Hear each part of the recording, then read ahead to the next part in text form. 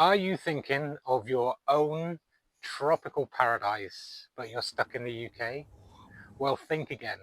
Today we are diving into 5 stunning and surprisingly easy to grow examples of exotic and tropical plants you can grow right here in the UK, even if you've never gardened before.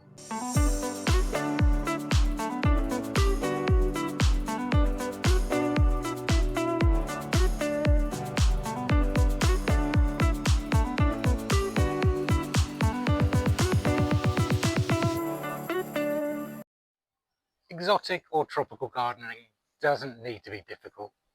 There are many plants that will survive our British winters and give you an amazing display all summer long.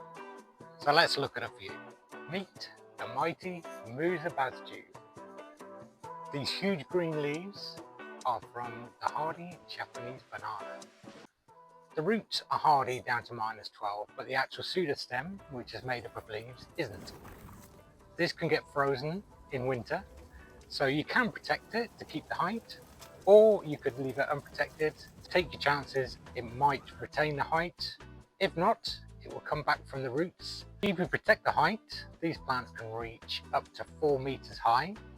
In one season, you could get at least 2 meters height. You may get inedible bananas of this plant. What will happen is it will flower and then the plant will die. This plant rapidly reproduces and grows many pups from around the main plant, eventually forming a large clump of bananas. I will be showing a video later on in the year how to protect these bananas in the winter.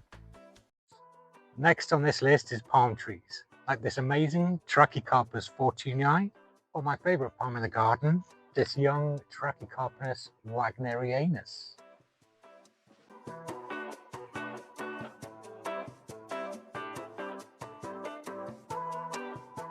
Trachycarpus Fortunei and also Wagnerianus, known as a Tucson palm, they're the most widely cultivated and best suited for the UK. They're hardy down to -15. They can go below in sheltered spots. They prefer full sun, they don't mind the cold, and they don't mind the rain in winter.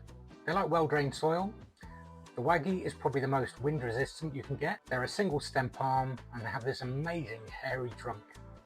Once established, you should get around 1 foot of growth per year.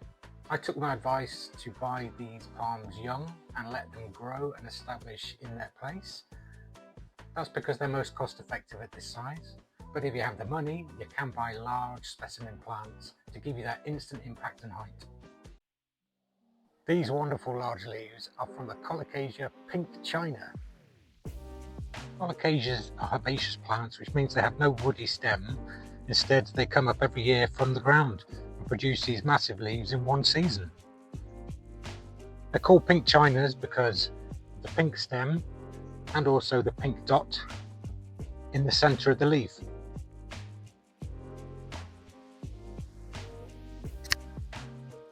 A single plant will quickly establish into a clump and then it will send out these runners, stolons. Plants will develop along these runners, so you'll have many free plants. Once you have one pink china, you'll have many. They do flower, but the flowers are pretty uninspiring, and they do survive most UK winters. They don't like the wet in winter, so it is a good idea to mulch them, dry mulch of bark, or maybe even compost. The leaves are hydrophobic, which means they're resistant to water, so when it rains you'll often see little globs of water dancing around on the leaf. They come from a corm, which is basically a kind of bulb. They can grow up to 5 feet, around 150 centimetres in height, and the leaves can be as long as 60 to 70 centimetres.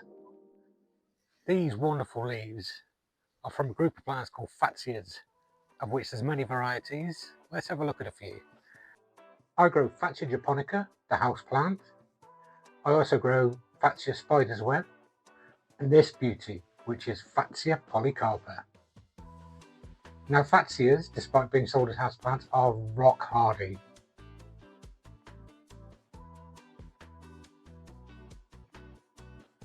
They can withstand temperatures down to -10 degrees C in the Japonica's case. The Fatsia polycarpas are just a little bit less hardy, but mine have seen -6 in the garden this year.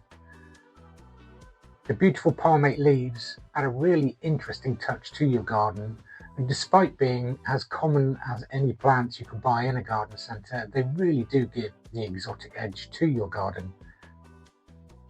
They are exceptionally easy to grow, and they're not that fussy about the soil you put them in. They do like a bit of water though. They prefer shade, but like I say, the Fatsias can withstand a little bit more. And they are hardy, as we said. They do flower in autumn, and they do then turn into blackberries, which you can grow the plants from seed. They could be a striking specimen plant, or as I've done, plant in a mixed border to blend into that foliage. This fantastic plant is called a Tetrapanax. It's my favourite in the garden. So let's have a look at it.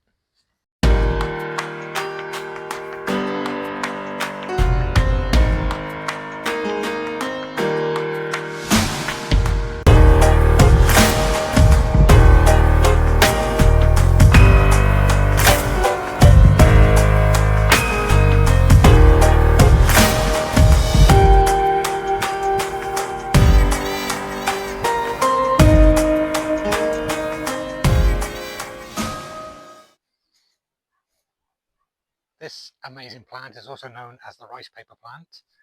It grows meters up to a meter wide. This one is a Tetrapanax papyrifer. I've also got a Tetrapanax rex. This is a young one growing here. As you can see, it grows from a woody stem with a growing point, pushing up new leaves.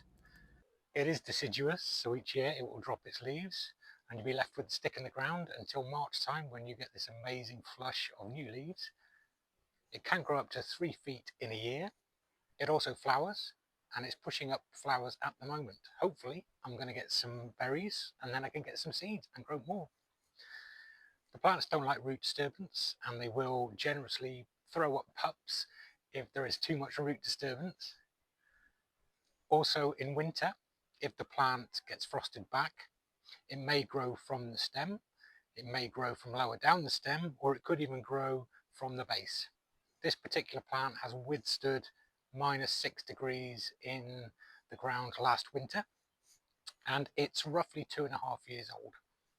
So as I said, this is my favourite plant, and I think everybody should grow a Tetrapanax. So there you go, 5 easy to grow plants to start a tropical garden. Even if you just put these 5 plants in your garden, you'd instantly have impact and a taste of the tropical. They're the easiest ones that I could think of, but there are so much more as well. So I'm going to be doing videos over the coming weeks and months to show you some more of these amazing plants.